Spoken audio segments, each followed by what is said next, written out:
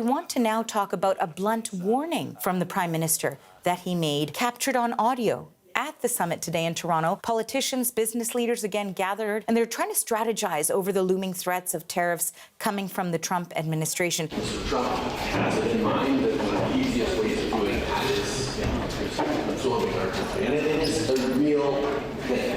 In my conversation with him, and then it cuts out. If you were watching earlier this morning, we took the part that the media cameras were allowed to record, and you heard Justin Trudeau said we're now going to have our friends from the media leave, and we're going to continue our conversation. But caught on tape and also heard by some print journalists as well, some of them hearing a little bit more than what our actual recording caught. But what I can tell you is that it had to do with what was originally portrayed as a bit of a joke on Donald Trump's part, this 51st state stuff that he kept leaning into and talking about, but it suggested that actually this is serious now, that in the minds of Justin Trudeau and his cabinet and key decision makers, they no longer believe that this annexation stuff is a joke in the mind of Donald Trump. It has to do with the way he sees things like the critical minerals trade. If the U.S. perceives it needs resources that Canada has, rather than seeing them used as leverage against it in a negotiation, in Donald Trump's mind, easier just to take the imperialist approach, sort of the manifest destiny theory back on again here, and sort of